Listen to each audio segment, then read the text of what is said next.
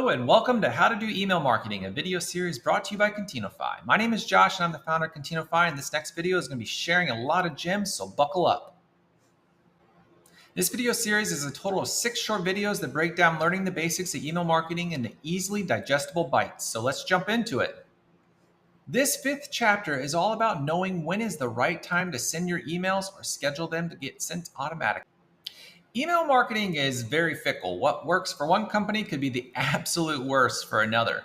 You can start with best practices, but as you start pulling data on your own email sends about how your email marketing efforts are paying off, be sure to change and optimize for what works. For those starting, here are some guidelines as to what times are best to send based on the masses and HubSpot data. Mornings between 8 a.m. and 10 a.m. are great because people are just getting into the office and starting their day. And let's be honest, we typically check our email and Slack channels first thing in the morning, so timing your emails to be delivered at, let's say, 9:10 probably is going to be putting your emails right towards the top of that inbox, even for those who are slightly late to the office or rolling out of bed for those who work remotely.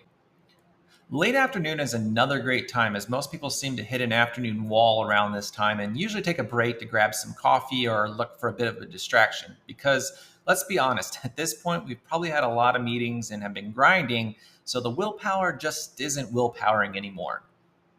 SaaS in particular, 47.9% of B2B marketers, according to HubSpot, reported that the most engagement happens between 9 a.m. and 12 p.m. The worst times to send, however, are between 6 p.m. and 5 a.m. The reason this is terrible is because of the first time block we spoke about. The reality is, if you send after 6 p.m., people at this point have probably stopped checking their email. So that means the next day when they do check their email, your email is going to be buried in the inbox because our inboxes are ordered by the receive date. If you want to send a last minute email just because you need to get it out the door, you'd be better off scheduling it to be sent first thing in the morning to ensure you're at the top of the inbox and not buried. For those of you who are visual learners, here is a glance you can screenshot provided by HubSpot, who surveyed over 150 marketers. And for those of you who are asking, okay, I got the best times, but what about the best days to hit send? The earlier in the week you can schedule things, the better. As we get closer to the weekend, again, that willpower just isn't willpowering anymore, and we tend to start to check out. However, take into account that Mondays aren't the best because the reality is that most people don't check their email boxes over the weekend. By Monday, they're flooded, so anything sent that day could be missed because people are trying to catch up on everything else.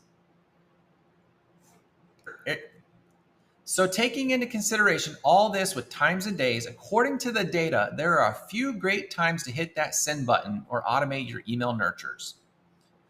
What you do need to consider is the fact that other brands are researching these best practices and sending and scheduling all their emails at these same times. So the reality is that people's inboxes are going to get flooded at these times. With that being said, maybe you adjust everything by 30 to 45 minutes so that you are either coming in earlier than best practices or a little later. That choice is yours. Now that you know when the best time is to hit that send button, in the last chapter, we will be discussing how to measure the performance of your email marketing, and I hope to see you there.